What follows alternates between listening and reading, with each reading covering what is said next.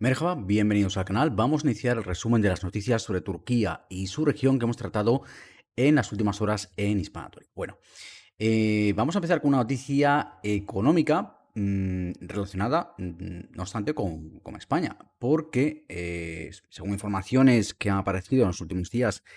en la prensa turca y las que nos hemos hecho eco en hispanotoria.com, en nuestra web, pues la aerolínea turca Turkish Airlines, la conocida compañía aérea estatal de Turquía, estaría ahora mismo bastante interesada en hacerse con una participación, una parte del accionariado de la aerolínea española Air Europa. De hecho, esta información o esta noticia también ha aparecido en parte de la prensa española, con distintos datos, con distintas informaciones, pero nosotros, como siempre, vamos a hacernos eco de lo que dice la prensa turca, los medios de comunicación en Turquía sobre esta cuestión. Bueno, según esta información publicada en medios turcos, em, Turkish Airlines habría salido un poco en las últimas horas al paso de estas informaciones aparecidas en distintos medios dentro y fuera de Turquía y habría confirmado efectivamente que existen estas negociaciones. De hecho, lo ha confirmado en un comunicado remitido a la Bolsa de Estambul. Tiene la compañía obligación de cara a sus inversores de comunicar este tipo de movimientos, este tipo de posibles inversiones. Y pues en un comunicado remitido a la plataforma de divulgación pública, KAP, por sus siglas en turco, que, digamos, gestiona este tipo de informaciones a nivel bursátil para la Bolsa de Estambul, pues efectivamente Turkish Airlines ha confirmado que está en negociaciones con Air Europa Holding, sociedad limitada unipersonal, la compañía de aviación española, para adquirir acciones. Lo que dice en este comunicado es que Turkish Airlines es que, bueno, confirma que, bueno, viene a decir que la compañía está continuamente buscando oportunidades de inversión, todo a nivel global, y que, bueno, su objetivo obviamente es fortalecer su posición en el sector de la aviación global y a tal fin, pues estaría estudiando tanto posibles estrategias de asociación como una posible inversión en Air Europa a fin de afianzar su posición en la industria de la aviación global. Ahora bien, Turkish Airlines lo que comunica es que no, o sea, no desvela, más bien, no desvela cuántas acciones, qué parte del accionariado de Air Europa estaría dispuesto a adquirir. Lo único que dice es que existen esas negociaciones, pero que debido al contenido y al proceso de esas negociaciones, por ahora no va a dar esos detalles. Sí que especifica que una vez se llega a un acuerdo con la compañía española para en esas negociaciones, sí dará todos los detalles. Ahora bien, lo que sí está publicando la prensa turca es que, primero, que esa oferta se va a hacer y se hará posiblemente en las próximas semanas. De hecho, en principio, parece ser que inicialmente estaba previsto que los posibles inversores en Air Europa presentaran sus propuestas, sus ofertas, a principios del próximo mes de julio. Ahora bien, parece ser que este proceso se habría retrasado por distintas circunstancias, por ciertas incertidumbres durante la operación, incluso por diferencias de opinión dentro de la propia Air Europa, y podría retrasarse un poco este proceso, por lo menos por lo que publica la prensa turca. Pero en cualquier caso, lo que también afirman medios turcos es que la oferta de Turkish Airlines se hará en las próximas semanas y que en principio la intención de Turkish Airlines sería entrar, por lo menos como primer paso en la compañía aérea española, con una participación mínima. Es decir, no estaríamos hablando de una adquisición ni siquiera un porcentaje importante, mayoritario o con un gran porcentaje en la compañía española. Estaríamos hablando de una inversión inicial minoritaria, de forma que pudiera tener posiblemente cierto peso, o por lo menos voz, en el consejo de administración de la compañía, pero Turkish Airlines ahora mismo no se está planteando como tal hacerse con Air Europa, pero sí que está planteándose ese tipo de movimiento, ese tipo de expansión hacia aerolíneas comerciales europeas. Y de hecho, lo que destaca también la prensa turca es que, bueno, este tipo de negociaciones de compra de inversión, de compra de acciones de compañías aéreas europeas, pues es habitual, bastante habitual entre las propias aerolíneas europeas. De hecho, parece ser que ahora mismo Air Europa, que ha puesto en marcha este proceso de venta de acciones para devolver los préstamos gubernamentales que recibió durante la pandemia, parece ser que también estaría en negociaciones con Air France y Lufthansa, entre otras compañías, pero hablamos de compañías europeas. La particularidad ahora es que Turkish Airlines, una compañía que no es un país miembro de la UE, estaría dispuesta a entrar en el accionariado de una aerolínea europea como es Air Europa. Y este es de hecho, es lo que destacan los mercados, aparte de la prensa turca, que es un movimiento bastante inusual dentro de la industria europea de la aviación comercial. Bueno, y nos tenemos que ir hasta Oriente Medio, forzosamente. Hombre, Turquía, muchos lo diréis, es que Turquía está en Oriente Medio. Bueno, de acuerdo, os lo concedemos. Bueno, pues nos vamos a ir un poquito más de adentro de Oriente Medio, porque tenemos que hablar de un triste, de un horrible atentado que tuvo lugar ayer domingo en Damasco, en la capital siria. Un atentado suicida que el gobierno, que las autoridades de Siria atribuyen al grupo terrorista Daesh, al autoproclamado Estado Islámico, y un atentado terrible que se produjo en una iglesia de la capital de Damasco, en el barrio de Duila, la iglesia de Sam Elías. Eh, Según las informaciones que han trascendido, las últimas informaciones, pues en esa iglesia que en el momento del atentado, digamos, ayer domingo, pues se produjo cuando la iglesia estaba llena de fieles asistiendo a un ritual religioso cristiano. Y en ese momento parece ser, según cuentan las autoridades y algunos testigos, que se hablaba inicialmente de dos posibles terroristas, pero por algunos testigos, pero las autoridades, el último comunicado oficial habla de un único terrorista, una persona que entra portando un cinturón de explosivos y armada, y comienza a disparar contra los fieles que en ese momento estaban dentro de la iglesia, como decimos, de Sam Elías, en la capital siria. Seguidamente activa esa carga explosiva, se inmola y causan una auténtica carnicería. Según las últimas cifras que se manejaban, se hablaba de 22 muertos y 63 heridos, algunos de ellos en estado bastante grave. A raíz de esto, pues el presidente turco Tayyip Erdogan condenaba este lunes ese atentado, emitía un comunicado de condena, y bueno, subrayaba que Turquía nunca va a permitir que, decía el comunicado, que nuestra vecina y hermana Siria se vea arrastrada de nuevo a la inestabilidad. No hace nada, diciembre del año pasado, que, digamos, la guerra civil siria oficialmente terminó con la caída del régimen de Assad, y se produce ahora este atentado que obviamente ha sembrado preocupación no solo en Siria, sino también en Turquía.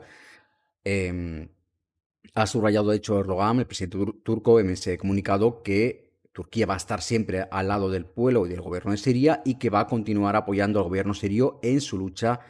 contra el terrorismo. Según Erdogan, pues además el objetivo de ese atentado, que él atribuye a grupos terroristas que cuentan con apoyo exterior, sería el objetivo de ese atentado desestabilizar el país. No ha habido una reivindicación, por lo menos que nosotros hayamos tenido noticia, hasta la redacción de la noticia, valga la redundancia, mispanatolia.com, en nuestra web. No ha habido informaciones de una reivindicación por parte del Daesh como tal. De todas formas, esas reivindicaciones a veces llegan, a veces no, y en muchos casos tardan varios días. Pero sí que las autoridades sirias, pues, creen, vamos, tienen bastantes razones para pensar que el que esté detrás de ese salvaje atentado, pues sea precisamente el grupo terrorista Daesh. De hecho, bueno, sería un poco este atentado una respuesta, eso creen las autoridades sirias, a una especie de operación, bueno, una serie de redadas importantes que se llevaron a cabo en las afueras de Damasco, en las áreas rurales de Damasco, a finales de mayo. Las autoridades sirias anunciaron un importante golpe a la presencia del Daesh en las áreas rurales en torno a Damasco. El grupo obviamente no tiene la fuerza que tuvo en su momento. Recordemos que llegó a dominar amplias extensiones de territorio en países como Irak o la propia Siria. Obviamente eso es cosa del pasado, pero sigue estando mm, presente, sigue teniendo una presencia relativamente importante, miembros del Daesh, en zonas desérticas del este de Siria y en zonas rurales. Y fue precisamente esas zonas rurales, además muy cerca, en torno a Damasco, la capital, donde a finales de mayo, como decimos, pues se produjo una importante operación que, bueno, culminó con digamos, la neutralización de varias de las células. Además, se confiscaron numerosas armas, tanto ligeras como pesadas. Lo que creen las autoridades sirias es que a raíz de esa y otras operaciones, el grupo habría decidido no solo tomarse su venganza, digamos, sino también cambiar su estrategia. De hecho, durante esa operación, según anunciaba el propio ministro de Sirio del Interior, Anas Katab, pues no hace mucho, a principios de este mes, ya había advertido al ministro sirio de Interior que en esa operación se habían descubierto planes que teóricamente se habían interrumpido, se habían abortado en esa operación, para atacar a las minorías cristiana y chiita en Siria, como parte de esa nueva estrategia que seguiría el Daesh, que busca un poco ya no controlar grandes territorios de Siria, sino, pues eso, sembrar el caos, sembrar el temor, desestabilizar el país. Y según han destacado, pues grupos como el Observatorio Sirio para los Derechos Humanos, pues es un hecho a destacar que este haya sido el primer atentado suicida que se produce en Siria contra una iglesia cristiana desde el estallido de la guerra civil siria en 2011. Es decir, hasta ahora sí que había habido distintos incidentes, pero nunca se había producido un atentado suicida contra una iglesia cristiana en Siria desde el estallido mismo de la guerra civil siria en 2011. Es decir, durante toda esa horrible guerra civil siria no había habido un atentado de este tipo, por lo menos según datos del Observatorio Sirio para los Derechos Humanos, con lo cual, obviamente, esto ha sembrado muchísima preocupación en Siria, y de ahí ese apoyo que ha manifestado el presidente turco hacia el gobierno y hacia el pueblo sirio. Bueno, nos metemos más en Oriente Medio. Ayer, de hecho, hicimos un programa especial sobre, bueno, todo lo que ha sido los ataques de Estados Unidos contra Irán, contra sus instalaciones nucleares, unos ataques muy sonados que siembran mucho fuego, que avivan mucho las tensiones en toda la región de Oriente Medio. En ese conflicto que ya mantenían Irán e Israel desde el ataque que lanzó Israel el pasado 13 de junio. Y pues hicimos ayer un programa especial con muchos datos, con muchos detalles, con muchos análisis y reflexiones sobre lo que ha ocurrido durante ese ataque de Estados Unidos a Irán, sobre lo que ocurrió previamente, qué escenario tenemos hasta entonces y sobre lo que puede ocurrir a corto, medio e incluso largo plazo. Pues bueno, respecto a ese ataque lanzado por Estados Unidos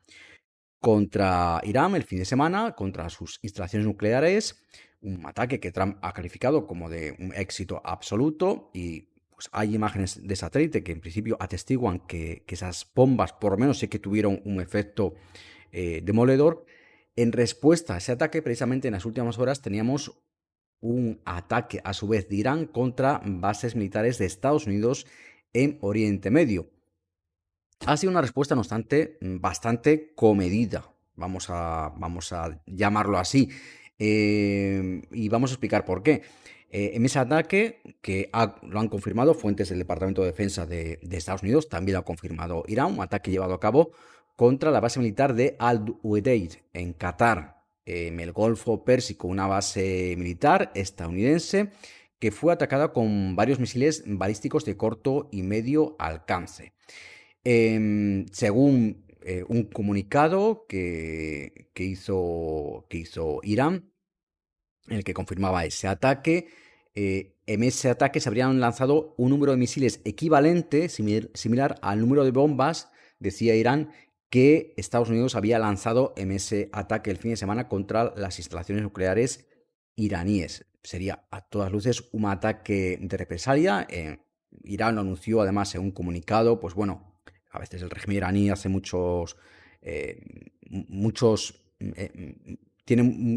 tiende mucho a hacer teatro en sus mensajes, en sus comunicaciones, en fin. Ha publicado un mensaje televisado, pues, acompañado de una música militar, con un título debajo que rezaba una poderosa y exitosa respuesta de las Fuerzas Armadas de Irán a la agresión de Estados Unidos, es decir, este tipo de mensajes que van destinados obviamente a su público interno y en todo caso a ciertos grupos en otros países, ciertos grupos proxy, milicias chiitas, etcétera, etcétera, pero que obviamente desde el exterior pues están un poco ridículos, la verdad. De hecho, en ese mismo mensaje, el régimen iraní parece ser que también hablaba de, bueno, hemos hecho este ataque, una poderosa y exitosa respuesta del ejército iraní, pero buscamos desescalar el conflicto, es decir, dejaba ahí ese mensaje un poco velado. Y además es que os contamos el ataque, según han confirmado fuentes tanto de Estados Unidos como de Qatar, el país donde estaba esa base militar atacada, pues previamente ese ataque, Irán informó del mismo tanto a Estados Unidos como a Qatar, con lo cual hubo tiempo a desalojar esa base militar y además en la respuesta, en el uso de los sistemas de defensa antiaérea utilizados para repeler ese ataque, pues según confirmaron tanto fuentes del gobierno catarí como de fuentes de defensa de Estados Unidos, todos los misiles de corto y medio alcance lanzados por Irán fueron interceptados, no se produjo ningún impacto en la base. En la noticia que hemos publicado en hispanoteoría.com ahí tenéis algunos vídeos de cómo fue ese ataque. Obviamente despertó pues, entre la población del lugar, pues inquietud, obviamente, pero como decimos, ninguno de esos misiles llegó a impactar, todos fueron neutralizados en el aire por los sistemas de defensa y no hubo que lamentar tampoco heridos ni víctimas mortales en este caso. Es decir, ha sido un ataque, como decimos, una respuesta que ha buscado seguramente más, digamos, quedar una posición de cierta fuerza respecto a su público interno, a su público propio, el pueblo de Irán, como decíamos, pues las propias, no solo la población interna en Irán, sino las propias milicias chiíes que puede haber en países como Yemen o como Irak. Pero fuera de eso, el ataque no ha tenido, la verdad, mucha más trascendencia y, como decíamos, el propio Irán habla de desescalar un conflicto. En cualquier caso, obviamente, el ataque ha producido pues, problemas también importantes. Ha habido que cerrar el espacio aéreo de Qatar durante cierto tiempo. También otros países como Kuwait o Emiratos Árabes Unidos han cerrado también su espacio aéreo y además el ataque obviamente ha desatado una condena por parte del gobierno qatarí que, según informó, se reserva el derecho a dar respuesta a dicho ataque. Probablemente no lo haga, obviamente, porque ya decimos que ni siquiera para no escalar, y además porque es que ni siquiera ha habido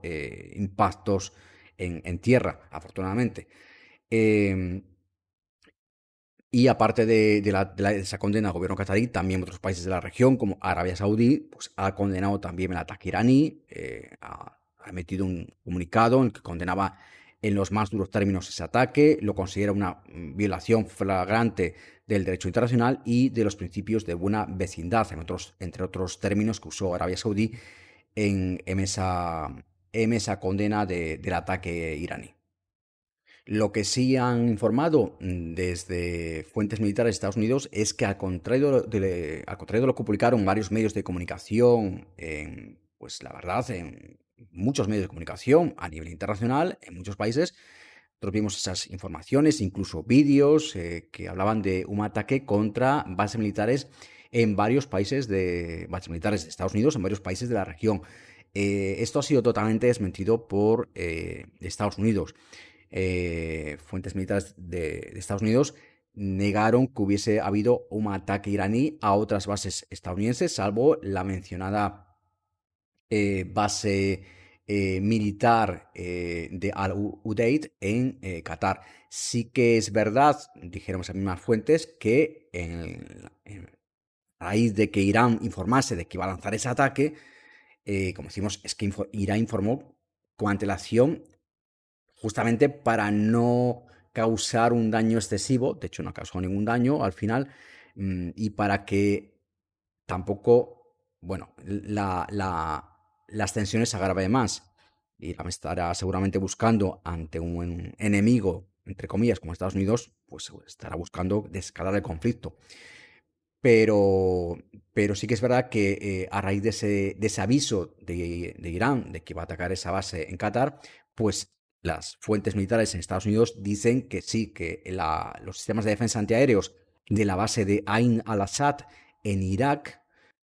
fueron activados, pero hasta ahí. Es decir, no se produjo ningún ataque, sino que ante un potencial ataque que se pudiera producir también a esa base en Irak, pues simplemente se limitaron las medidas a activar los sistemas de defensa antiaéreos. Pero, insistimos, las informaciones que tenemos nosotros y de fuentes militares de Estados Unidos es que el único ataque fue contra la base militar estadounidense en Qatar. Y bueno, todo esto en el marco de una situación que sigue siendo muy tensa en la región, como os podéis imaginar, y más después de que, bueno, Irán, aparte de lanzar este ataque contra Estados Unidos, contra las bases de Estados Unidos en la región, ya había amenazado, de hecho, en días previos al ataque estadounidense contra las instalaciones nucleares iraníes, ya había amenazado Irán con que su posible respuesta incluiría un ataque contra las bases estadounidenses. Y era una respuesta que se barajaba entre muchos analistas de la región. Pero otra de las posibles represalias o respuestas que está barajando Irán, que ya la barajó en las primeras horas después del ataque estadounidense, su parlamento aprobó la medida, fue el cierre, bloqueo del estrecho de Hormuz, que mucha gente seguramente hasta hace poco no sabría ni situarlo en el mapa, pero que por toda la información que está saliendo en los últimos días y horas, pues seguramente muchos de vosotros sepáis ya donde está ese famoso estrecho de Hormuz, situado entre Irán y los Emiratos Árabes Unidos y Omán, un estrecho que en su punto más estrecho, valga la redundancia, tiene solo 33 kilómetros de ancho y es un lugar de paso. El estrecho de Hormuz está, digamos, a medio camino entre el Golfo Pérsico y el Golfo de Omán. Y ya al oír la palabra Golfo Pérsico, pues os podréis suponer que por ahí, como contábamos en nuestro análisis del episodio anterior de este podcast,